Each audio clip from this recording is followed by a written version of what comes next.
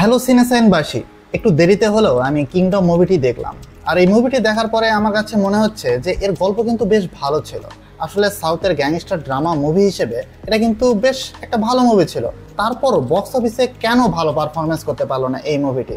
এর গল্পের বেজ এত সুন্দর ছিল, কিন্তু এর ভিতরে কিসের অভাবটা ছিল যে কারণে মুভিটি ভালো পারফরমেন্স করতে পারেনি?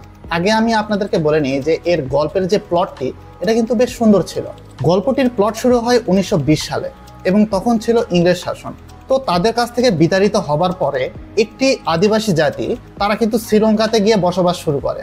তো যখন ইংরেজ শাসনামল শেষ হয়ে যায় এবং তার পরবর্তী সময়ে শ্রীলঙ্কার স্বাধীনতার পরে তারা কিন্তু তাদেরকে আর দেখতে পারে না। তো তাদের স্থান হয় একটি দ্বীপে গিয়ে, এবং তাদের যে সকল মানুষজন ছিল তারা কিন্তু ওই দ্বীপে অনেক দিন যাবৎ বসবাস করতে থাকে। তো 1920 সালে সেই যুদ্ধে কিন্তু তাদের দলনেতা মারা গিয়েছিল। তো তারা কিন্তু খুঁজছিল যে এমন একজন দলনেতা তাদের এলাকায় আসুক এবং তাদেরকে এই ধরনের অভিশাপ থেকে মুক্তি দিক, যেখানে কোনো রাজ্য আছে কিন্তু সেই রাজ্যের কোনো ভূমি নেই। তো এই প্লটের উপরে ভিত্তি করে দুই ভাইয়ের গল্পকে এত সুন্দরভাবে পোর্ট্রে করেছিল ডাইরেক্টর, যেটা আমার কাছে অনেকটাই ভালো লাগছিল। শুরুতেই বলে নেই যে এই গল্পটি দেখার সময় আপনি কোথাও কিন্তু বোরিং হবেন না, তবে এর ভিতরে কিছু গ্যাপ ছিল বা কিছু প্লট হোল ছিল, যে বিষয়গুলি আমার কাছে কিছুটা হলেও চোখে পড়েছে। তো গল্পের বেসটা এভাবে সামনের দিকে এগুবে, এবং এখানে কিন্তু গল্পের নায়ক বিজয় দেবরাকোন্ডা, যে লাইগার মুভির পরে এই মুভিটি করেছে, তো তার সিদ্ধান্ত কিন্তু সঠিক ছিল। সে কিন্তু সঠিক স্ক্রিপ্টটি চুজ করেছিল, তবে তার আসলে ভাগ্যটা খারাপ যে দর্শক এটাকে সেভাবে গ্রহণ করতে পারেনি। আর এই দর্শক গ্রহণযোগ্যতা না পাওয়ার পিছনে সবচাইতে বড় যে কারণটি, সেটা হচ্ছে প্রমোশনাল ম্যাটেরিয়ালস। আপনি খেয়াল করলে দেখবেন যে একটা প্যান ইন্ডিয়ান মুভি আমাদের সামনে এসেছিল, কিন্তু এর সেরকমভাবে প্রমোশন হয়নি বললেই চলে। আমরা জানিও না যে এই মুভিটি কখন এসেছিল এবং দর্শকরা কখন ভালোভাবে এই মুভিটি দেখা শুরু করেছে। এবং মুভি রিলিজ করার বেশ কয়েকদিন আগে এই মুভির যে সকল প্রমোশনাল ম্যাটেরিয়ালস আমাদের সামনে এসেছে, সেগুলি বাদে এই মুভি নিয়ে তেমন কোনো হাইপই ছিল না। অনিরুদ্ধের মতো একজন মিউজিক কম্পোজার এখানে কিন্তু মিউজিকের কাজ করেছে, এবং বিজিএমও এই মুভির কিন্তু খুবই ভালো এবং টপ লেভেলের বলা চলে। কিন্তু সেরকমভাবে প্রমোশনাল ম্যাটেরিয়ালসগুলি কিন্তু দর্শকদের মাঝে সাড়া ফেলতে পারেনি।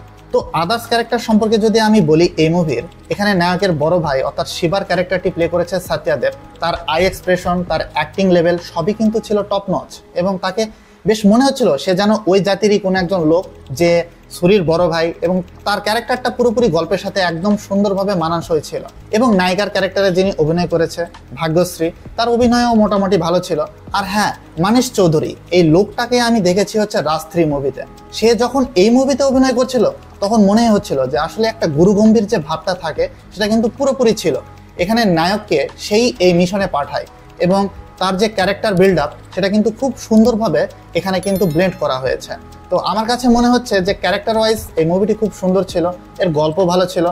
ডাইরেক্টর গৌতম তিন্নানুরি এর কালার, বিজিএম এবং সিনেমাটোগ্রাফি 3 দিকেই খুব সুন্দরভাবে নজর দিয়েছিলেন। আর হ্যাঁ বন্ধুরা, এই মুভির ভিলেন হিসেবে যিনি ছিলেন ভেঙ্কিটেশ ভিপি, এর অভিনয় দেখলে ভাই আপনি ফ্যান হয়ে যাবেন। কেননা আসলে যে ব্রুটালিটিটা প্রয়োজন, যে ধরনের মেন্টালিটি প্রয়োজন, সেটা কিন্তু তার চরিত্রে সুন্দরভাবে লাগানো ছিল, এবং মনেই হচ্ছিল সে যেন ওই ক্যারেক্টারেই জীবিত ছিল একরকম।